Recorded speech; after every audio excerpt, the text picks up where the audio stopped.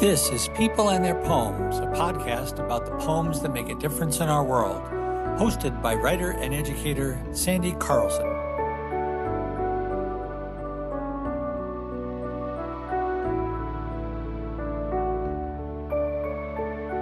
Welcome to People and Their Poems podcast. I'm your host, Sandy Carlson, and I have the privilege today of being with Sherri Bedingfield of West Hartford, a poet who has worked with several poetry series in the state of Connecticut. And I am also here today with Tom Nicotera of Bloomfield, Connecticut, whose collection of poems is What Better Place to Be Than Here?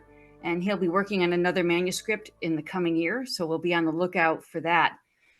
Both Sherri and Tom have hosted the Wintonbury poetry series, and they've got great things to say about their poetry in general, and specifically nature poetry. So welcome, Tom and Sherri. Thanks for joining me this afternoon. Thank you for having us. Thank you for having us, Sandy. I'm really excited to be here. I feel like it's a special treat on a holiday to be with you and to be with your poetry and to talk about what brought you to poetry and to nature poetry.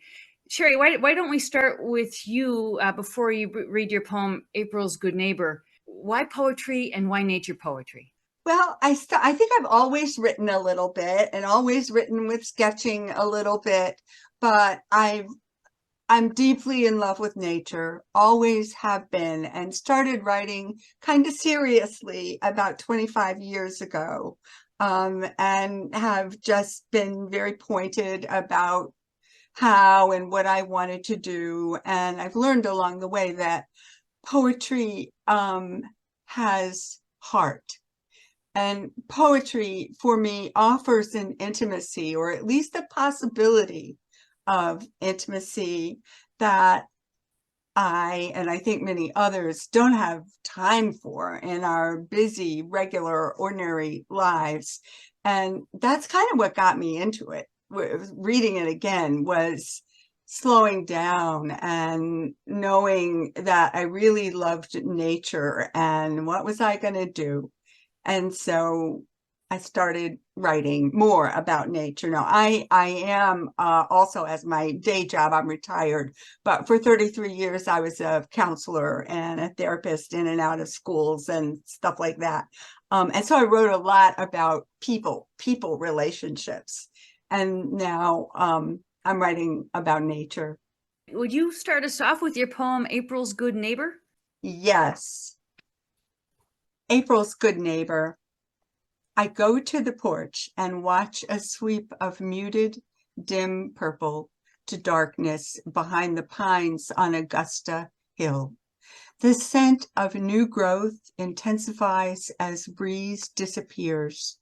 I hear a sound before I see the animal, a soft snort.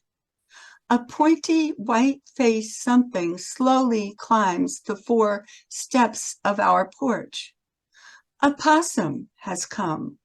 2 brown eyes look back into my eyes. It sniffs the porch floor, munches scattered birdseed. Possum finds the dog's water dish, takes a hearty drink. No water spills over the sides. Possum has a round brown ears pointed forward, a thick brush of uneven white and gray fur.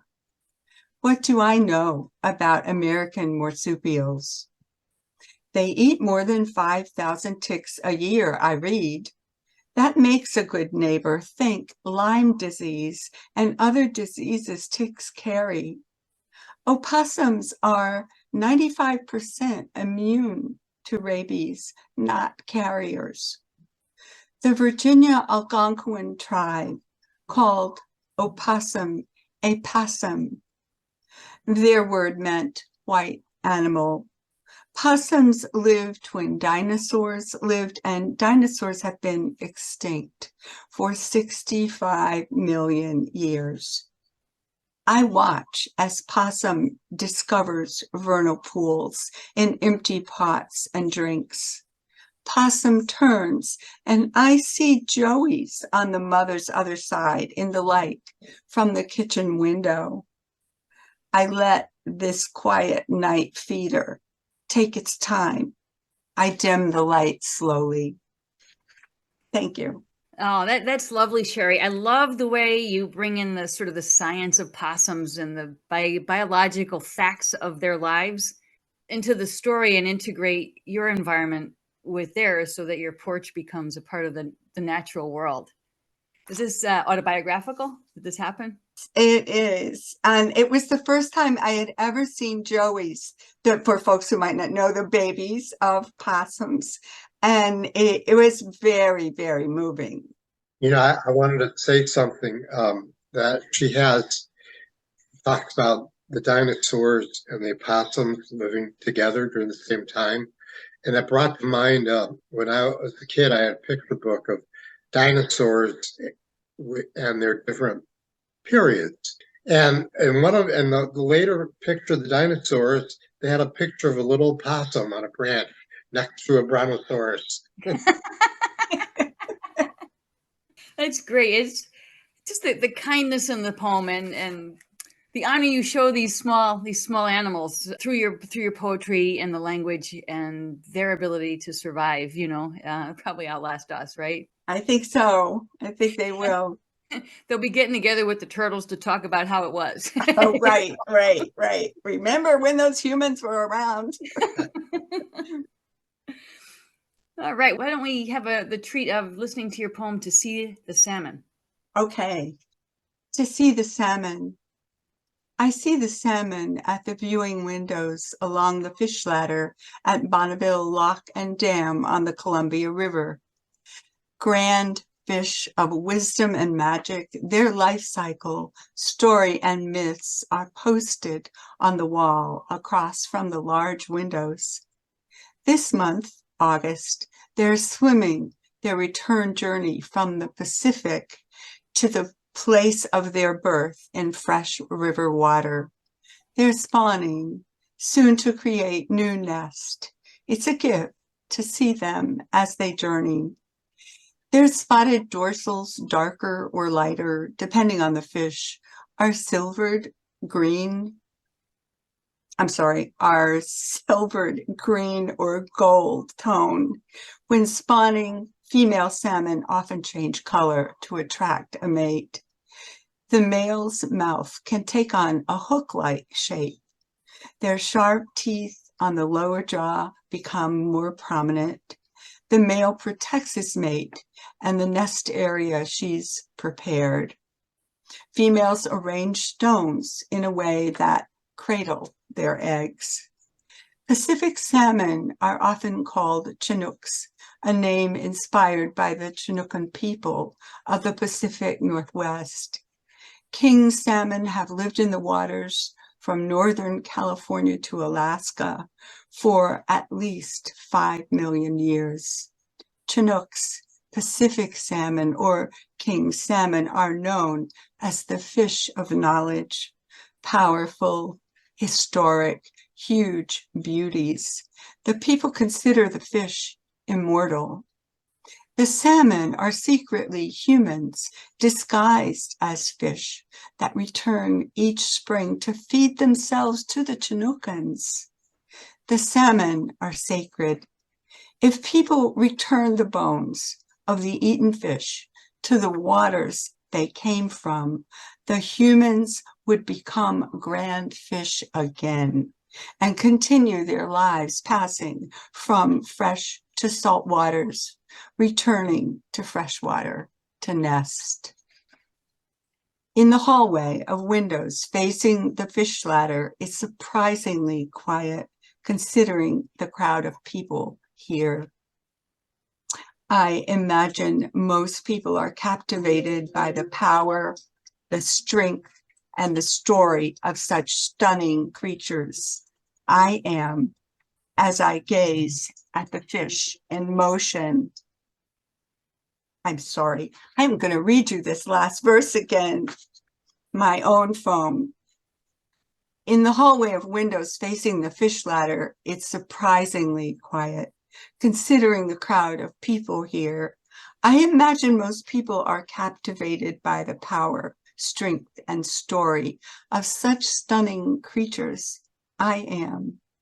As I gaze at the fish in motion, my anxiety evaporates. Watching them offers me peace. Thank you. And I want to say about them, about those salmon that I got to see climb the ladders. They're almost as long as I am tall, and I'm 5'4". And I would say they're about 5 feet. The beauty of them is almost beyond words and drives one to poetry. They're quite beautiful. I just love the way the myths become sort of totally woven into the narrative in this poem, and the fact of, the message is really, I think, if we respect and honor their lives by returning their bones, our lives could be that much more magnificent. Yeah. And the rapture that you experience in viewing these animals kind of suggests that magnificence. Could you just give us a little bit more background on how you came to see these fish? You just happened to be out west, or? Well, I went actually to see Mount St. Helens and to take a walk up the mountain. And I had never been to that part of the West before. And I found it glorious, very glorious, and huge, as the fish were huge. But I had read about the river and read about the fish and the history of the fish and the amazing wisdom and magic that goes with the story of the fish. And I was kind of in love with them at that point, but I made absolute sure that I was going to be there. I was going to watch them. I was going to at least have a day pointed at seeing salmon, watching what they do, knowing their story, and all of that. The part of the poem where you talk about how they create a nest and they care for each other, it seems like it's easily within the past 10 years, the notion of animals caring for each other is taken seriously. Yeah. And that we are all sentient, we all have emotional lives, and that comes through there. And just, I don't, to me, it's kind of the wonder of us humans finally noticing these animals are so smart. They're so smart about so many things, maybe things that we can't see. And if we watch them and care for them, it's only for the good. Well, thank you for that. That was truly a treat.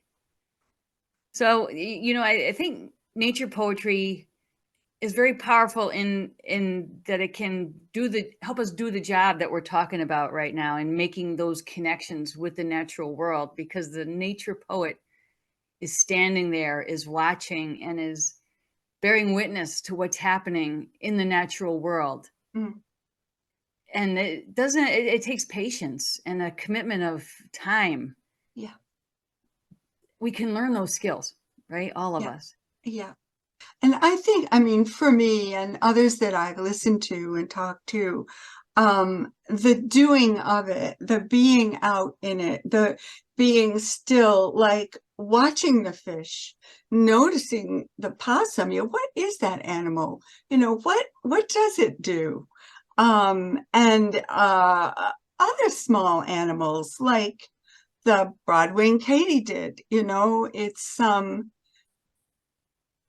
their worlds are huge in their own way, and we're just so different. We can pass each other and not see each other, and it's a good time to start seeing them. I just want to mention too, and she talks about the ancientness of the salmon among different ancient peoples, and it brought to mind Gilgamesh. And Gilgamesh went to look for immortality, and where did he learn its secrets? From a salmon. True. Well, that's it. He had to leave his built world and enter that wilderness and understand how those things came to be, and come to grips with the fact that life passes too. And I think Joseph Campbell in his books and his writings about mythology talks about that relationship between life and death, the giving and the taking, but that when things are done in a balanced way and with respect, as in bringing the bones back to the river, Yeah. then life goes on and there's harmony. When it's, it's more taking than giving, a different situation, I think also what's really interesting is that animals are okay with us if we would just calm down. Yeah. Yeah. If we might notice them and not sort of brush by them or tromp over them.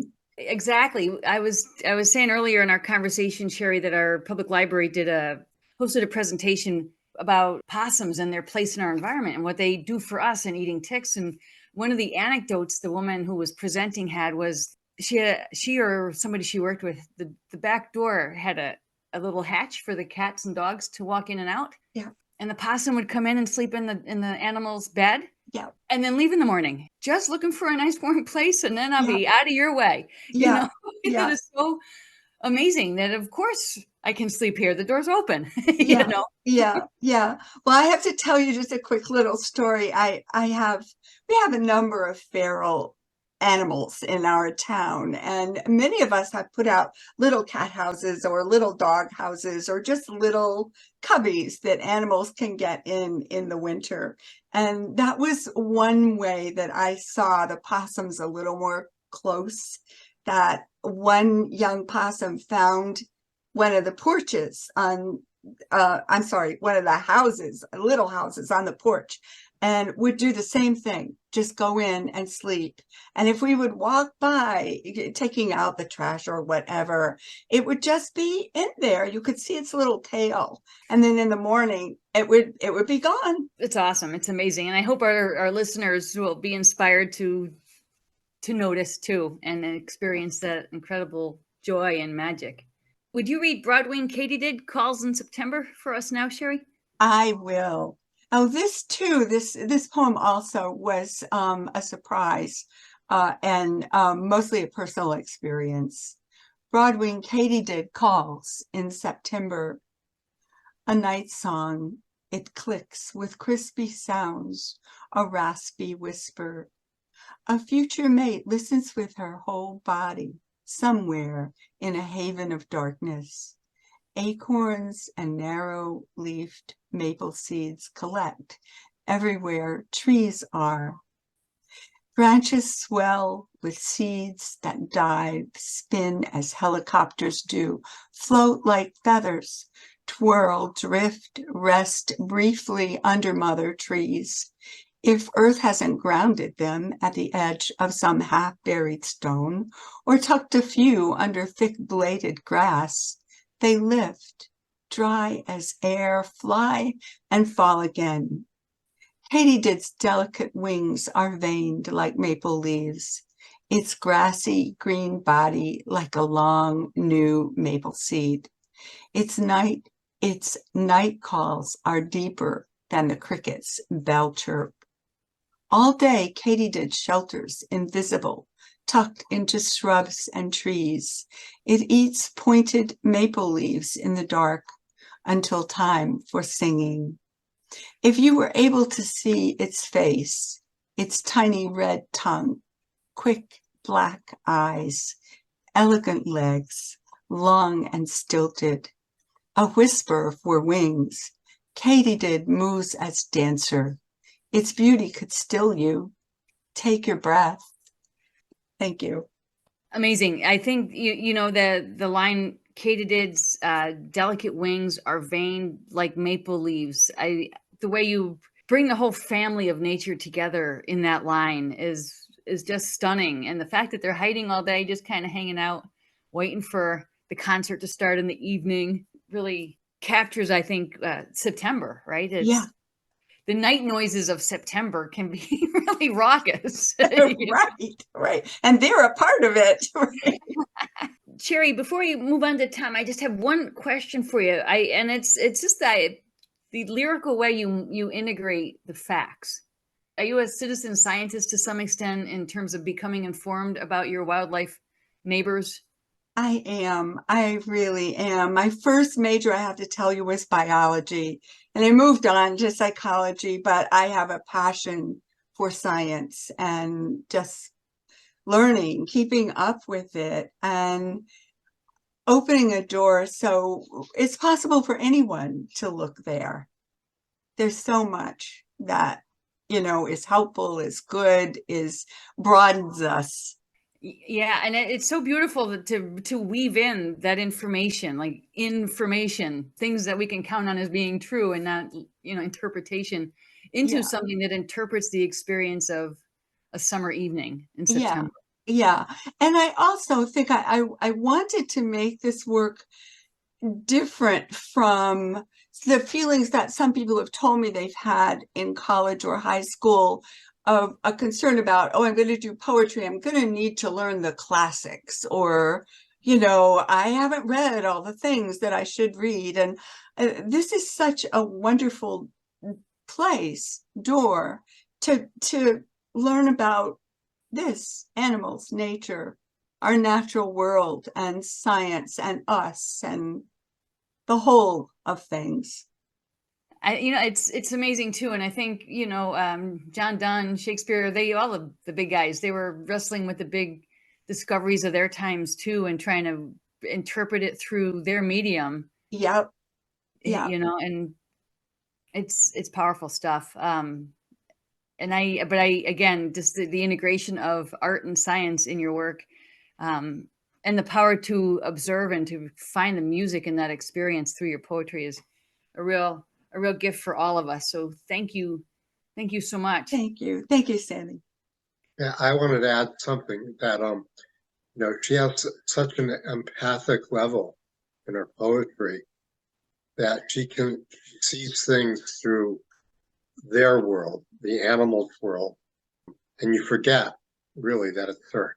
Well said, Tom. Yeah, and it's the beauty of it. And as you were saying before, we can't just sit in a room and write this. We have to get out and be with it, feel it, which is exactly what happens when we read your poetry as well. So what a pairing today. Would you talk a little bit, Tom, about in your experience as a poet and a poetry host and teacher, what brings you to nature poetry? I grew up in a rural area in Connecticut, Terryville, and with farms all around.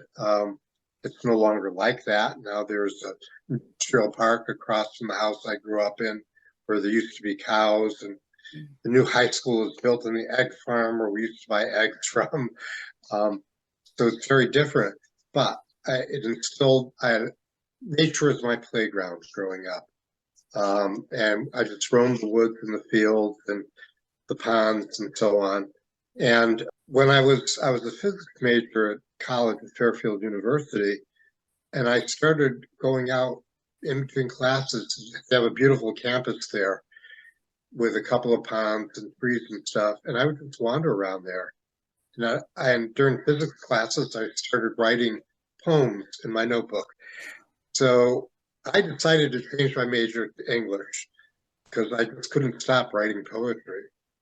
And when I would go home during breaks, first thing I would do is go to the local pond and sit there, watch the sunset and observe and write a poem, or go out to hike in the woods and write some poems. So it's kind of always been a part of my poetry is nature. I write about some other topics too, but that's a big foundation. Would you give our listeners a taste of your work with Nathan Hale State Forest, Lebanon, Connecticut? Sure. And I've hiked a lot of the blue trails in Connecticut. Those are the long trails. There's many miles long that kind of web through the state. And I urge everybody to take those trails because there's many things that you will not see if you're just riding in a car through the woods. And this was one of the experiences. Nathan Hale State Forest, Lebanon, Connecticut. I stop midway to the stream. Across the narrow waterway, a deer freezes, eyes me. For 1 minute at least, I study its dark eyes, its flanks, the tautness of muscles up mid-stride beneath the brown hide, poised to either run or stay, to see what I am. Ever so slowly, I raise my hand to scratch my cheek, and the deer disappears into the tangled river brush. An unseen doe follows, white tails up in flight, and the whole woodsy mystery goes with them. Me, left staring into the briars, into myself, going deeper into a dark I thought impossible on such a sun-struck day.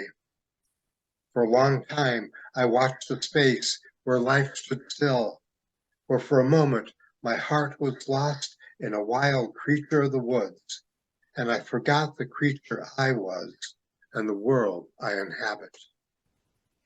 Thank you, Tom. I love the line. I love the whole thing, but this that the deer leave you staring into the briars, into myself. That is the experience of being in the woods, and just that the locking the gaze with the deer. I've had that experience, and it's how long can this last, right? And I think it's an element in most of my nature poetry is that the experience of being in whatever the experience is nature, it brings me out of myself and into that world. And it adds a whole new dimension to the way I look at myself and my relationship with the world. And every time I'm hiking, I experience this. It's almost miraculous how you forget yourself and you become the environment that you're entering. And and it's particularly compelling this time of year when the deer really blend in with the landscape. And a day like we have today that's very soft and gray, all those colors invite invisibility. So when you encounter a deer and they're watching you, they very much are the lord of the manor. You're in their world, and the line where you say, "Poised to either run or stay, to see what I am." That they too are students of their environment. That this watching and thinking, and there's reflection going on there. It isn't just a sense of emergency responses to stimuli. There's thought, there's engagement. Yeah. And if I had just stayed still, who knows how long it would have lasted. I had to scratch my cheek. We'd be recording this podcast in the woods, Tom. Yeah. It's interesting. I think the deer they're a spirit animal for sure. Yeah. Around New Year's, I had an experience. I've never encountered a deer with my car, and I drive very slowly in my Red Beetle to make sure that I don't, because that would be the worst thing. And there's a group of 5 that my neighbor calls the gang, and they came across the road, and I didn't hit the deer, but the deer kicked my car and headed to the woods. And my neighbor got out of the car and said, "That was our gang." It was kind of accusatory. He's like, "Oh, what'd I do?" And he said, "I'm going down to the pond to make sure they're okay." And I said, "Let me know how it goes." And they were fine. I was probably going about 5 miles an hour after I made the turn, but the sense of concern for that is I think a newer phenomenon. Instead of everybody's a nuisance that doesn't have 2 legs. Yeah. I had an experience of driving in a Route 219 through East Heartland at night, and all of a sudden I saw a deer with antlers leaping out towards my car, and I felt I either had to slam my brakes, or if I sped up, I would miss him. And I literally heard, I had a station wagon then, the clacking of its antlers along my window. And I looked in my rearview mirror, and it was still there standing. So I missed it. But that's how close it was. Wow. I often wonder, what do they see when they see our vehicles? Getting in their way. So, Yeah. Tom, would you take us on the journey called Thanksgiving at Gray Pond Revisited? Yeah. And I had in my book, there's a poem called Thanksgiving at Gray Pond. And this is a kind of sequel, which is not in the book. And I wrote it a few years later. Thanksgiving Day, I like to go out for a little hike because it seems to me that Thanksgiving is part of being in nature. Thanksgiving at Great Pond, revisited, sunset. Red spots against the dark swampy woods. Winterberry, thriving everywhere. Their berries hung like rubies along slender arms springing from water. The long pond's water is turning gray, but along the far shore, sun kindles the trees with yellow fire. The western side is already darkened. The eastern side is glowing brightly. Everything is patterned. These are not just trees and water and rocks, but lines and angles, the thrusting perpendicular vernacular of trees, the horizontal dialectics of rippling waters and stolid rocks, a language of shape and color, a pronouncement of there and here and now, and a poetry unmistakable to the eye. Then the wind stirs, and the incendiary candelabras of trees flare, then sway and swirl and swish in movements more graceful than any dancers I've seen. The brilliant greens of pines, the rusted orange of oaks, brush a sky turned magenta from a gaudy blue, whose thin layers of clouds skirting above like skilled skaters. A formation of suddenly flies above, their prior instant honks a musical forewarning of their easel entrance to waiting waters. I look up to see the geese overhead, their white bellies illuminated from the sun's last glowing, like so many lanterns in the sky soaring. They softly land in lake water with a whoosh and a hush and a rhythmic rippling of the twilight gray surface. A dialogue of muted honks subdues the quiet air. All are still, and water resumes its dominance of peace. I cannot move, so numbed am I from miracles. The sun's now gone. As twilight settles on the darkening woods, the living lights of trees slowly snuffed, pond water turning from film of gray to opaque black. I know I must move on before trail disappears and I am lost. It's then I realize that God is not separate from this, nor did God make this wild and wayfaring cosmos from some lofty perch. God is every flaring branch, every rainstorm, every star spinning for 1,000,000 years, every possum snuffling through the woods, every wild goose settling for the night, every artist's vision nature paints and sculpts just by being there. I give thanks that for this one day, this brief walk, I was given so much, and I walked into the encumbering darkness, light in step, light in vision, light inside. Thank you, Tom. That's such a beautiful affirmation of life and that symbiosis between you and the world around you. I love that. I love that. It's like a painting with words, with your words. Thank you. And it's then I realized that God is not separate from this, nor did God make this wild and wayfaring cosmos from some lofty perch, but that the creator being, this is right here. And it is this winterberry holly emerging from the water, and it is the light on the pond. It's stunning. Yeah, thank you. I was kind of, after I went to Fairfield, I became a very religious, going to church every Sunday, all the time, praying and all this. But the one thing I noticed is that when I was in church, I could not wait to get outside to start walking in nature, because I never found God inside the church. I found it outside in that, the huge everythingness of everything. That's interesting. I grew up in Danbury, Connecticut, and my mom took us to the Methodist church. And it's on Clabbered Ridge in Danbury, and it overlooks a nature preserve on the other side of town. And for me, that was always heaven, that view from the other side of the city, just a big green field and a hill, and it was, preserved land. So it would always be that. I think I'm with you in that. I never lost sight of that, and attending Methodist churches with their clear windows, the trees on the outside were always visible and always a comfort from the tedium inside. That's a beautiful poem, Tom. Thank you. Yeah, thank you. And so it is November. It embodies what's so wonderful about this month, I think, culminating in Thanksgiving. Yeah, that place in Great Pond, it's in Simsbury, Great Pond State Forest. It's a beautiful place to go to.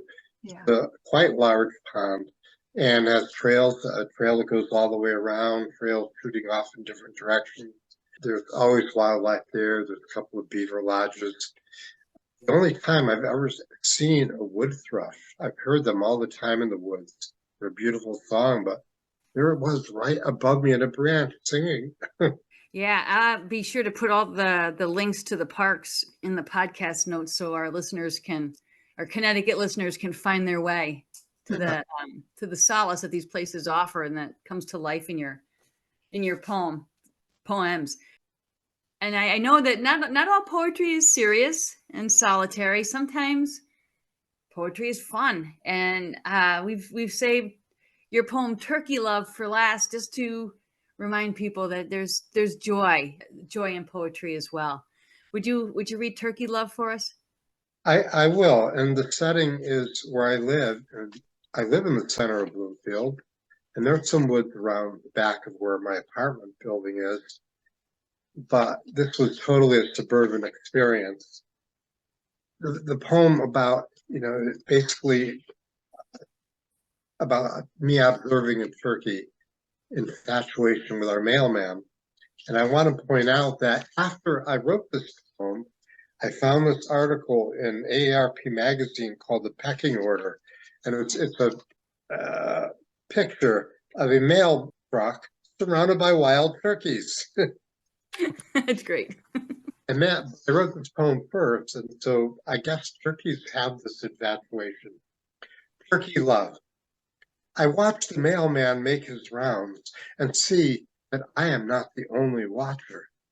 A full-blown wild turkey male watches too from the center of the parking circle. Is this a quirk of nature? A feathered stalker lurking? He rotates stance, keeps a steady eye on the mailman walking door to door.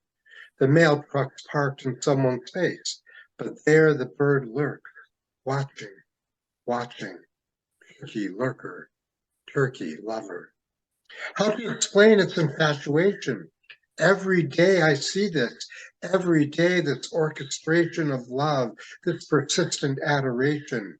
The romantic urge in me wants a celebration, but again, I focus on the turkey. There is a method to its mad pursuit.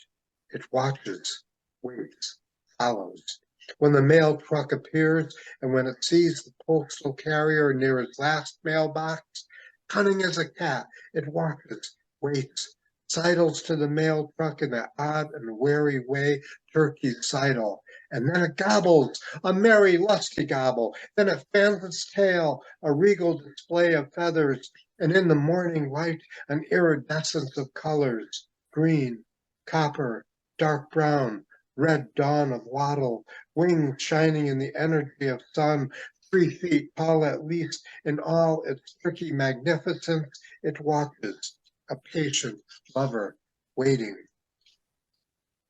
The carrier finishes slipping mail in the last slot, walks to the truck, climbs in, the turkey posting beak against the tire, hugging the truck, its red, white, and blue metallic hue, some type of unfathomable emotional magnet, some mysterious fascination. The driver drives off, the turkey madly chasing, running as fast as its spindly legs can carry it.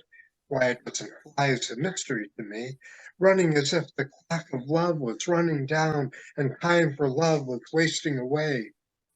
Mail truck vanishes around the corner, and so does the turkey, both beyond my sight. But tomorrow the same scene will repeat. A never-ending romance as turkey lover awaits delivery and does its turkey mating dance.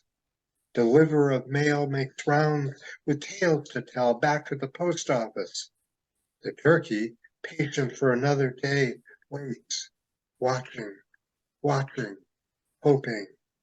Love unrequited is laborious for all of us.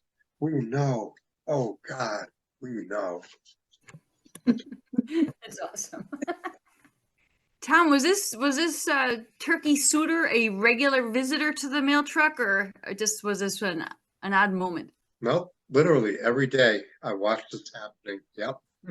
That's funny. And that article that you had, did it offer any insight into what the fascination is for a turkey? No, it didn't. I happened in a Cleveland suburb for weeks, as the mail carriers reported. And then after that, the post office asked the people to remove bird feeders. Oh, no. That's funny. It's kind of fun to think that turkeys are pranking the post office. You know? Yeah, I know. And that picture is funny because it's a mail truck and there's like 20 turkeys all around it and on top of it and everything. It's funny. The turkey gang came to get them. That's great.